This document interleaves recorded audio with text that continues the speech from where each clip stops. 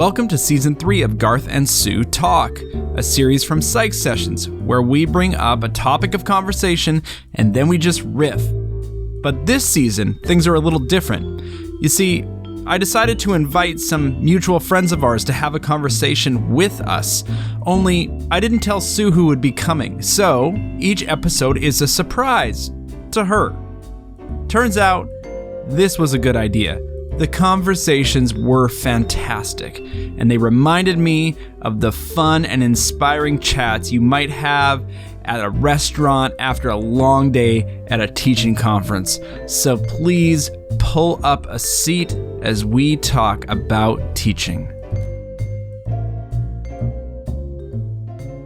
Sue, our guest is waiting patiently in the room. I don't know how patient this person actually is. We should ask them, but they are waiting patiently. And you know, I think you know this person. I think you do. So let let them in, and you can tell me whether this makes any sense. I know them or not? Yeah, whether it makes any sense, or else it's going to be super awkward.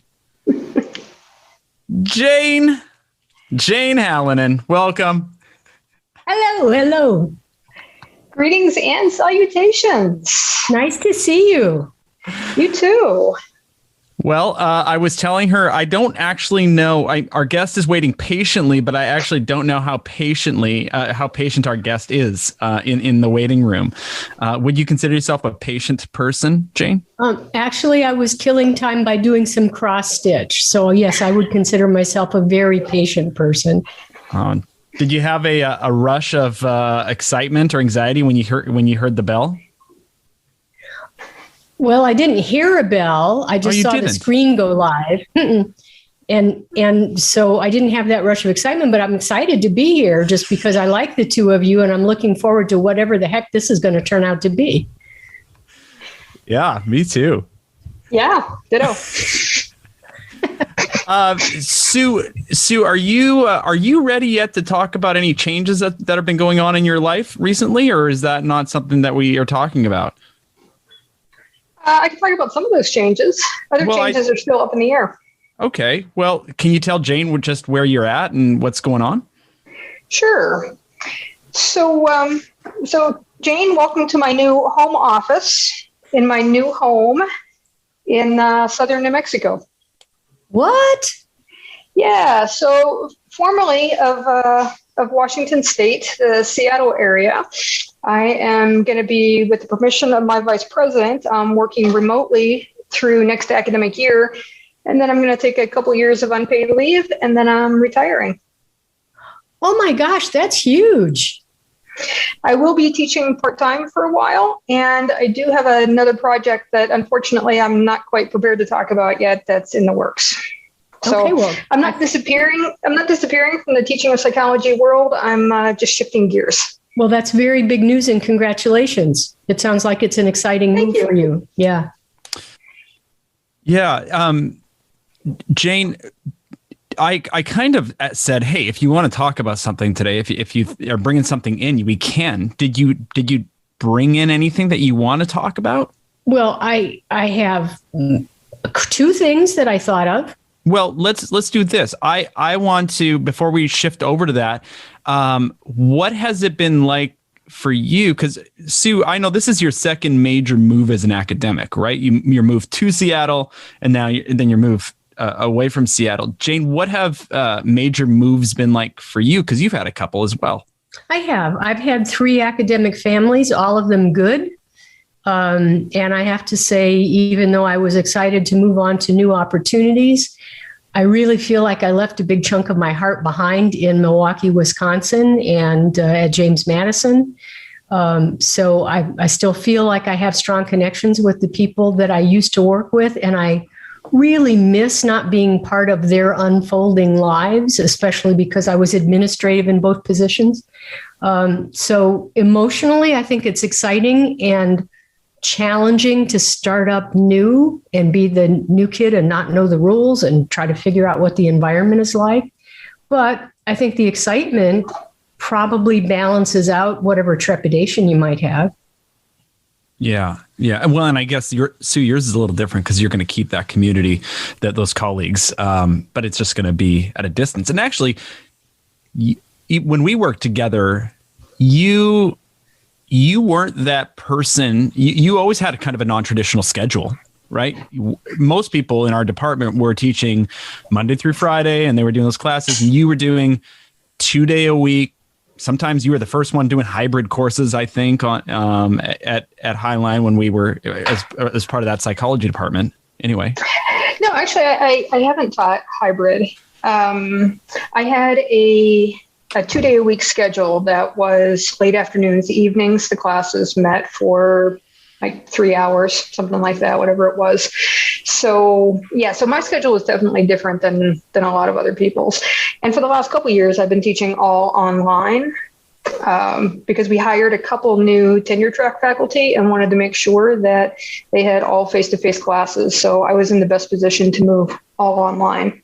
When I moved colleges from Halonen to Cascadia, I mean, Halonen was all I knew. It was my first job. And so I found that particularly challenging to move into a new place. And yet, now that I've been at Cascadia for 5 years, I realize that there's an amount of growth that can't happen if you don't, or it happens maybe differently if you don't move on, right? So, I got my teaching chops at Halonen, but I don't know if I would have felt limited just in myself, or if it would have actually been limiting to continue to stay in some way, shape, or form. But for me, I do see it. I didn't want to leave, but it seems like looking back, it was kind of necessary to be able to do some stuff and it gave me the opportunity to do that. So, and Jane, I imagine for you, leaving jobs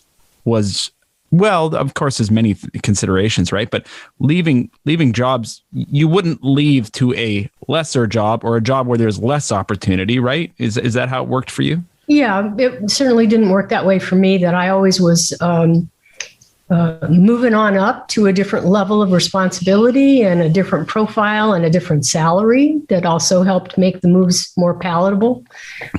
So that's part of why the excitement kind of counterbalanced the loss. Yeah. Well, okay. So that's all I have for what I'm bringing to the table today. Jane, what else are we talking about? Well, two things. One is I want us to revisit an earlier conversation that you and Sue had, where you were discussing faculty responses to discussion threads. And between the two of you, you made the claim that people have to be nuts. I'm paraphrasing now, but people have to be nuts if they respond to every student comment in a discussion thread. And when I heard that, I thought, I must be nuts because I do that. And so I just thought it might be fun to bat that around a little bit. I'll tell you, as a new online teacher, I've been, like so many of us in the COVID Pivot Challenge, I've just been groping my way through this. And the drive for me when I post a discussion question, it feels like when students take the time to compose something that's thoughtful, I just feel drawn to respond to it. And so when you said it was both liberating and also incriminating at the same time, it's like, well, what am I missing that I feel like I can't shut up in response to students? And is that in your view, do you think that suppresses further student commentary if I'm jumping in there? I suspect it might, but I'd love to hear your opinion on that. My take is that for some students, they start to perceive it not as a discussion among themselves, but as a discussion between them and the instructor. And if that's the goal of the discussion, is for it to be a series of one-on-one conversations between student and instructor, then I think that's perfectly fine. If the goal, though, is for students to discuss among themselves, then I think that the instructor popping in, I think if it's done judiciously, I think it's absolutely fine, especially if it's about redirection or an interesting comment about, I think of it like, if you were in the classroom and you had these students who were in small groups and discussing, and you're walking around and you're catching pieces and you're commenting on pieces as you go, and you're not responding to everything every student says, because in a classroom, you just simply can't. So I think if you're commenting judiciously and not on absolutely everything, then I don't think you're going to shut down the discussion. If you're coming in with questions, just like what you would do in a live face-to-face classroom where you just drop a question in there and walk away and let the students wrestle with that, I think that's perfectly fine in an online discussion too. But I did have one colleague, and I probably mentioned this during that podcast recording, I do have that one colleague who feels compelled to respond to absolutely everything every student says. Because you run the risk that if you say something to one student about, wow, that was a really interesting comment, then what's implied is that all the rest of you had absolutely nothing interesting to say. And I've had that struggle at times when something's been really shiny and wonderful to respond, and then, that could be, actually, that's accurate feedback that the other stuff that I'm reading is not so shiny and wonderful. Right. And what I end up doing, and this is just how I manage this myself, is that when those comments are especially good from particular students, I message them separately and acknowledge that. So they get the praise for it, but it's not done in this public forum. On the downside, it's not done in this public forum where they get the praise from everybody else. But at least I feel like, okay, I can do that without having to dismiss everything else everybody else said or find something to comment on. Well, I think another downside would be if a student has done a really good job on a comment, by doing it privately, you don't then reinforce that as a really good model. So, yeah, I can see that there's a lot more variety here than I've given myself latitude for. Yeah, and I think that if I don't remember this conversation, but it sounds right. It's like exactly what I would have said. When I'm thinking about discussion boards, I did them for years, and now, fast forward to now, I don't think there's any necessarily good or bad thing. I think Steve Chew's talked about this a lot, right? It's how there's no inherently good or bad practice. It's how you're doing it, right? And it's what are your goals for it? For me, discussion boards didn't make me happy. It sounds like you actually are happy, Jane, like giving that kind of feedback and engaging with your students in that way. I'm not feeling that. And so for me to do that, it feels like a little bit of death to me. And then once if I'm going to try to get in on all these conversations, then it feels like a whole lot of death to me, because, and if I'm doing these weekly, because this is my way of giving students some engagement with each other and some engagement with me, then it's just a real long death over the course of the term. So for me, I wanted to find alternatives.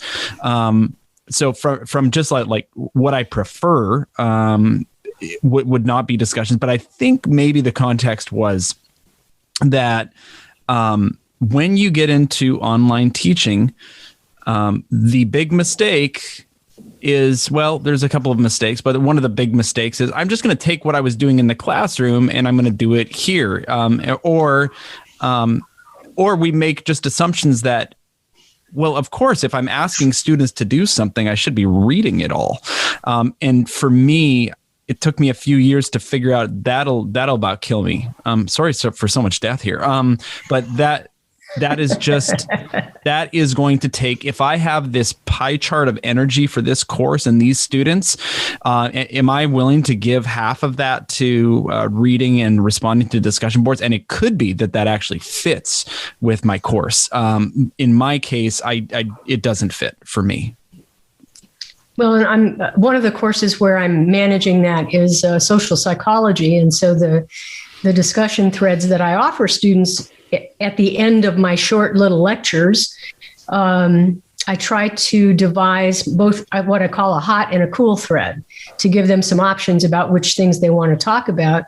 And usually their responses, the ones who do engage, their responses are thoughtful and interesting, and they're just compelling. And so I don't experience it as death, unless they get involved in, yeah, I like that too. That's, the flat kind of responses, but I don't even see that much of that.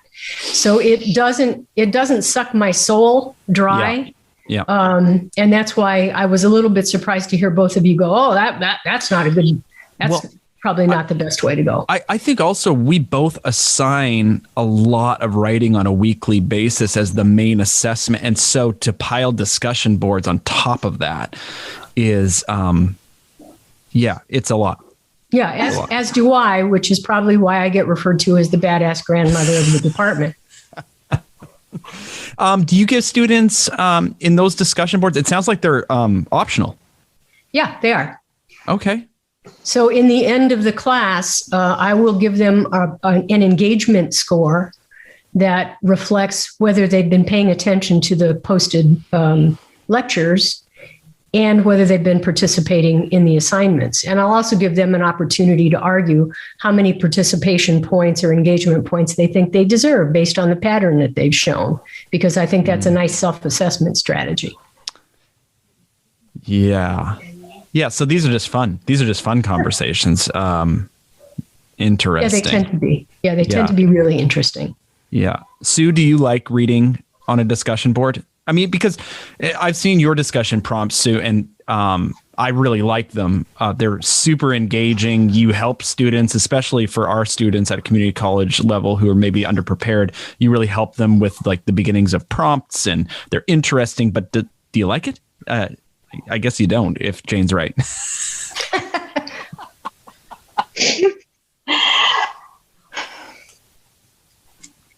Like it. I enjoy reading them. I enjoy reading them. So these weekly discussion boards there are 3 prompts. The first part is always something interesting, something that good happened to you in the last week.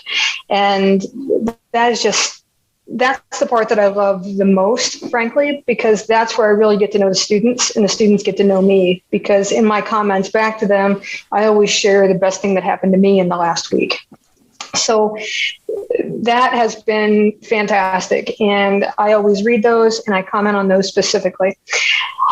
The second part is to find and I think I stole this from Garth, who I think adapted something that I had written originally, which we're very incestuous here, was to find a quote from the textbook that really spoke to them and write about why, or an application of a concept to their particular life.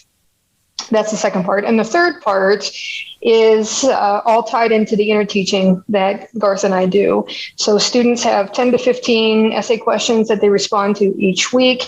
And in part C of the discussion, students post one of their responses to those questions, and they ask for very specific feedback from the others in the class.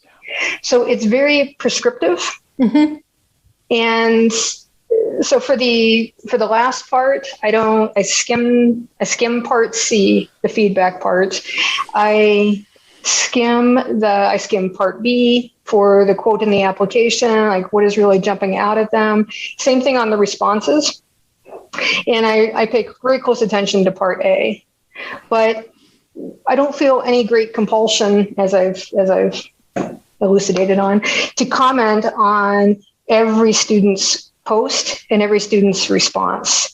That I'm really trusting the students to learn from each other, and any place where they've got additional questions, they know how to contact me directly. If I see something that is just so egregiously wrong and nobody has called the student on it, I'll jump in and say something, but that very rarely happens. Well, that also helps me understand that if you are requiring that level of participation and your classes are 30, 40 people, 50 Yes. people, well, no wonder you don't respond to everything. So mine are voluntary. My classes tend to be 40-ish, but not everyone is engaged. That's okay. And so it's not quite the burden that you're describing. So that helps. How does kind of that...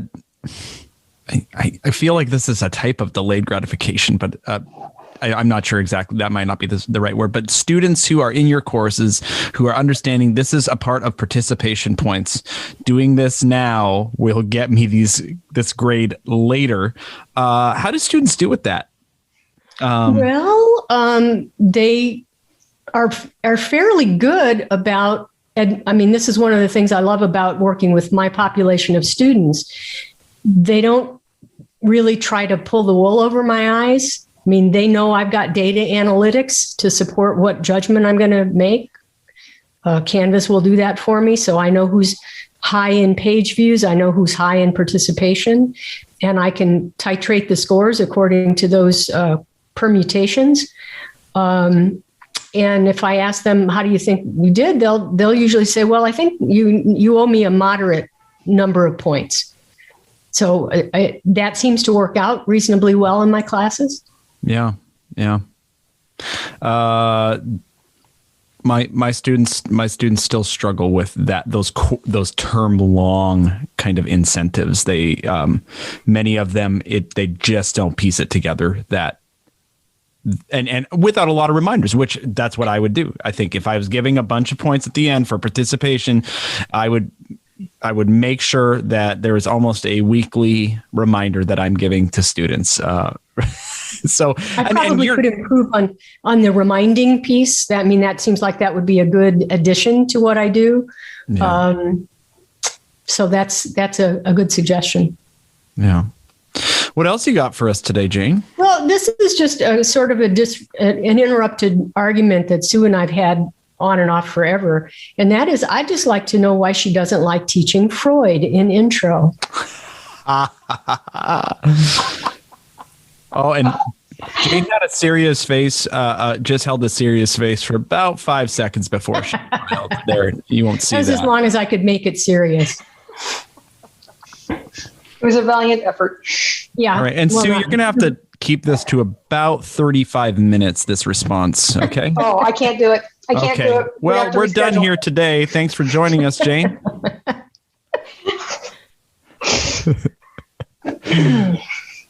In intro psych, we have basically what's it work out to be 48 hours of class time to cover the most important stuff in psychology.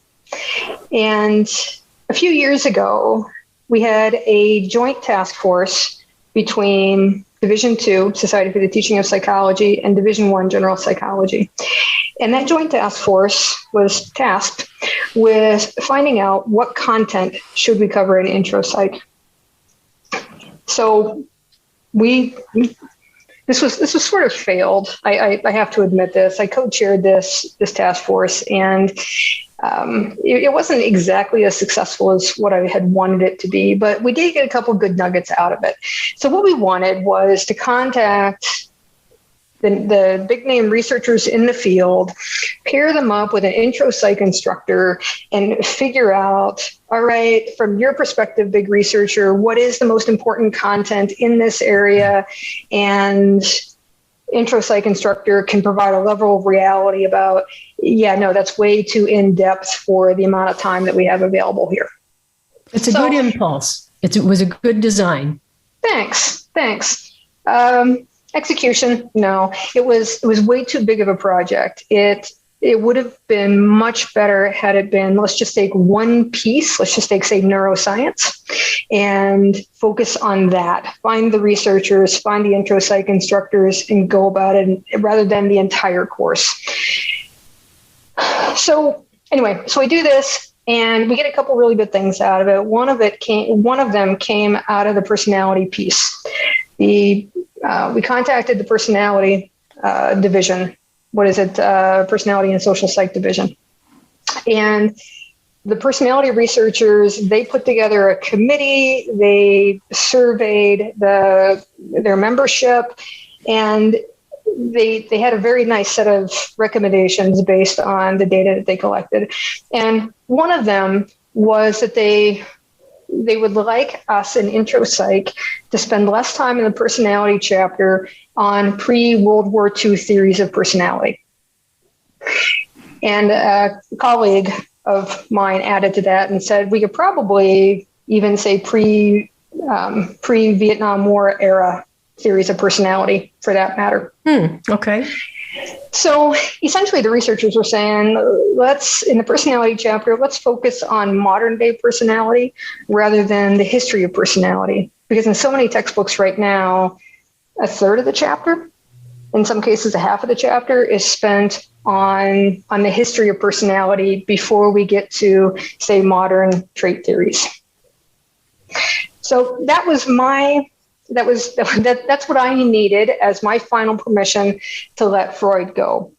But what really disturbed me is right before this all happened, this is sort of what prompted, what should we be covering, was I had on my final exam a question about defense mechanisms. So here's an example. It's an example of which defense mechanism. And one day it just smacked me upside the head.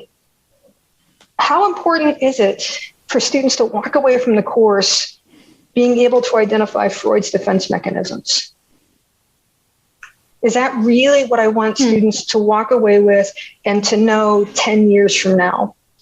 It wasn't even, this is Freud, and a lot of what he had to say has been discredited. It wasn't even that. It was, here's this question out of the test bank about an application of defense mechanisms.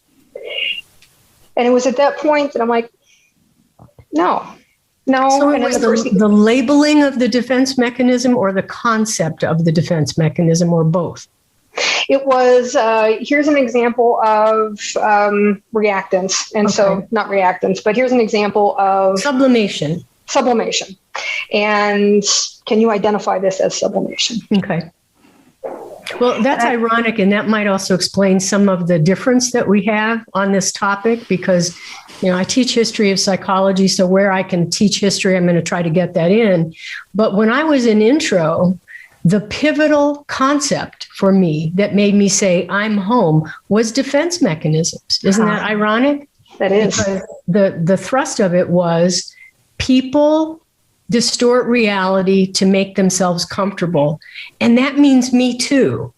And something about that just really penetrated and said, oh, I've got to study this more. So that I think that's one of the reasons why I'm so reluctant to put him in the dustbin.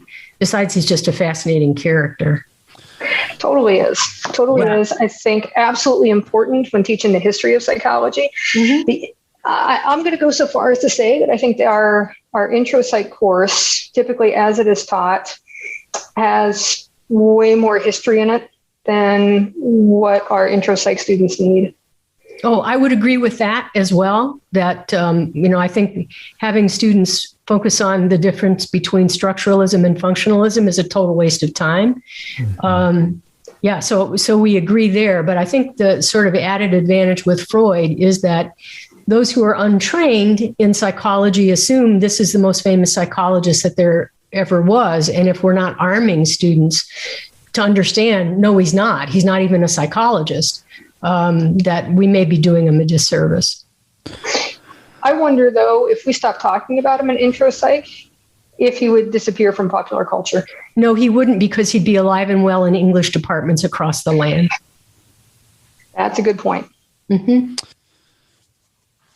All right. Yeah. Which is absolutely relevant, because, of course, a lot of the literature from early American literature, not early American, but a lot of literature was really influenced by his ideas. Right. So over in the lit departments, they have to talk about them. Right. What I'm interested in with Freud would be, and I've taken Freud out as well, actually, the new textbook technology, like online textbooks, you can click a box and it won't send that first half of that personality chapter onto your students. It's pretty neat, actually. So they actually never see Freud, which is, I don't know, good or bad, but it's neat that you can choose content that way. But I wonder, what are the underlying concepts that do exist in that psychology textbook, that intro psych textbook, that really get at that same thing that you're talking about, Jane. And Jane, you almost word for word said one of the integrative themes that we have for APA's intro psych initiative for those student learning outcomes, which you all kind of co-wrote together. And so, I mean, I guess we would all agree, I'm guessing, that as long as that theme is there, use whatever content you want to get at it may not require Freud. Right. And so, but you could also use Freud as the as a means of getting to that theme. But are there, if we don't talk about Freud, do we necessarily have to miss out on defense mechanisms? Like, can we teach cognition? Can we teach cognitive dissonance as the underlying psychological principle? I'm going to say cognitive biases, the cognitive traps that people experience. That would be one way to get at it. And I think the integrative theme you're talking about is that we process reality through an imperfect lens or language to that effect. Yep. And that for me was the lingering lesson of having studied Freud. But I do think that there are other ways to be able to get at that. Yeah. I think about in biopsych, you see a lot of this confabulation and there's so many great case studies about it, but that's hitting on something in that realm. I'm not quite sure what it is. And sometimes these are like brain injuries or something that create that, but sometimes not as well. And so, and so there are many ways to get at it without Freud. If you don't have the time to do Freud justice, to walk students through all the nuance of like why we accept, why he was a valuable figure, why we accept this and not that. And by the time I spent an entire class period explaining that, I've had to let something else go in the intro psych course because there's just not space for it. Well, I still think for me, it's been a while since I've taught intro now, but for me, the social relevance of Freud, the lingering effects, means that I do want to prepare students to be able to understand and deconstruct Freud for other people who haven't learned that yet. Yeah. But that doesn't mean when I'm teaching personality that the entire, maybe even the first half, it's not going to be that. But let's talk about Freud as an interesting historic figure. And now let's move on to the contemporary material. Mm-hmm. Yeah. So you just came here to argue with us today. Well, you said bring something to the table, and I thought, well, this is a conversation that we've started and not completed multiple times in many contexts. So I thought, well, this would be a good place to do that. It does bring up a very important point that for so much of my early teaching career, I taught what was put in front of me. I taught what was in the textbook. I started off teaching what the graduate student ahead of me who taught the course taught because she just handed me all of her notes. And so I just did that. And then I just used the textbook. And for many years, I didn't put a lot of thought into why am I teaching this? Is this really the most important thing that a student should get out of intro psych? And it's only been in the last 10 or 15 years where I've spent way more time being very conscious about it. Why am I teaching this particular thing? Is this something that the future medical personnel and engineers and business people really need to know about psychology? Because those are that's the majority of people who are in our intro psych courses. As you both know, I'm not especially concerned about the psychology majors. They're going to be just fine. They're getting all kinds of content all over the place. Intro psych really isn't for them. Anybody who teaches upper division courses, they can't assume that a student has had the content in intro psych because we don't have agreed upon curriculum. So an instructor could choose not to teach the development chapter, for instance. And then when the student takes development, the instructor cannot assume that the student had development because they might not have had it. Mm-hmm. Or if they did have it, you can't assume that they remember anything about it.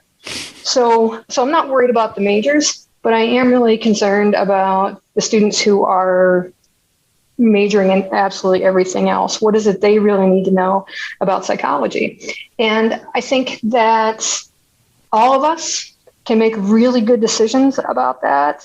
That really speaks to where we're coming from and what we want students to know. But we have to be really conscious about it. And Jane, that's one of the things I very much appreciate about you, is that you are very conscious about the material that you cover. You have good explanations as to why you're covering Freud, and I respect you for that. I'm still not going to cover Freud, but I totally respect you for it. No, I didn't expect to convert you, so that's good confirmation. And I guess we share that opinion about worrying about intro as a vehicle for helping people understand what psychology is if they're never going to have another course. From a teaching standpoint, long ago I learned less is more, that the more freedom you give yourself from not covering the content, the more likely it is that students are going to remember the most meaningful things that you do. Yeah, this is reminding me as I'm teaching now industrial organizational psychology, which I have no business teaching, but I am. I feel like I felt when I first started teaching. And what do? You go to the book. And so for those intro psych teachers out there, I know, Sue, why you advocate strongly in some of your talks to rethink this. But it is a privilege of faculty who have taught intro for quite a while to be able to think through what students need or don't need, or and not to follow the guide, which is the textbook, which is, it's interesting that we still have this. And I know why authors want to keep that there, or publishers want to keep that there, because they want to we don't want to be prescriptive. We want instructors to be able to pick and choose what they are teaching. But if I don't know how to make those decisions, that's problematic. And I'm not going to learn that until I teach for 5 plus, maybe 10 plus years. And I get into STP and I meet these other people who give me permission. I mean, there's just a lot of things that need to go well for me to start dropping content, because Jane, you said earlier, you said something about permission, right? I think you said permission, and I'm just looking at Jane Halonen. I'm saying, who needs to give Jane Halonen permission to do something? But we do feel that. We feel like there are expectations inherent in teaching, and we need somebody to let us off the hook sometimes. Well, I give permission to people to back away from content and focus on making the learning meaningful.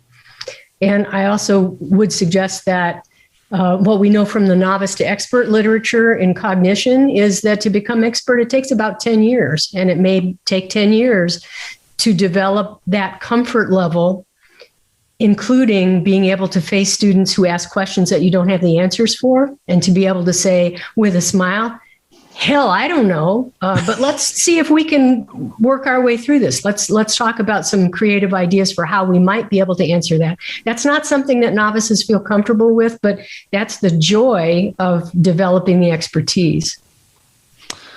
Yeah. Well, I'm glad that you have some knowledge that backs up what I said. So thank you. I appreciate that. I always like to be verified and validated.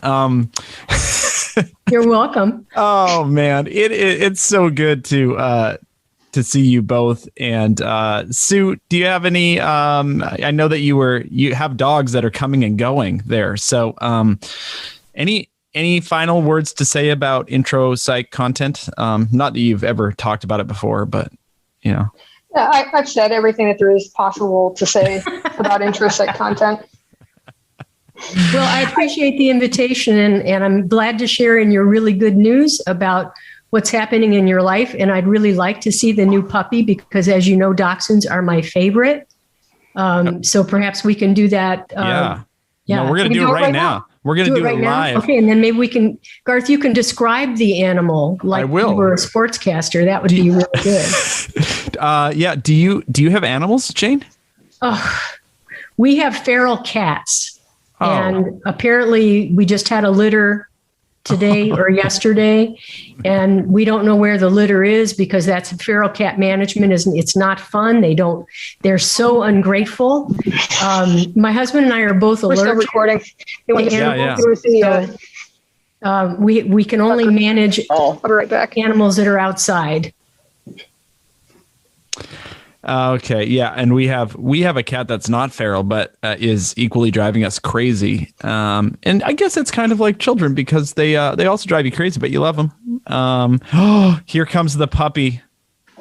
Here comes the new pup. Oh, this is Tucker. Tucker is gorgeous. Yeah, Tucker is a rich chocolate brown, like a coffee color. Oh, he's beautiful. Is that what you'd say, Sue? Officially, he's red. He's red. He's a red dachshund, Yep. but I mean, it's a little hard to see the red with the camera here. But yeah, he's 11 weeks old. He hasn't grown his nose yet, but he's working on it. Oh my gosh, that's amazing. The last dog I had was a red dachshund. So this is one of the things that Sue and I have had in common is our great fondness for wiener dogs. When did you all meet first time? AP reading or before that? I don't remember. I don't remember either. Well, fantastic. We spent time together at Stanford 1, the first conference. Yeah. And we've certainly been together at AP readings and NITOP. And I mean, you know, every place good teachers gather, we've crossed paths. Yeah. Publisher events. Yeah. Well, it's so nice to sit with you two and have this conversation. Jane, we appreciate you coming on and doing this with us. And Sue, thanks for showing off your puppy. Absolutely. My pleasure.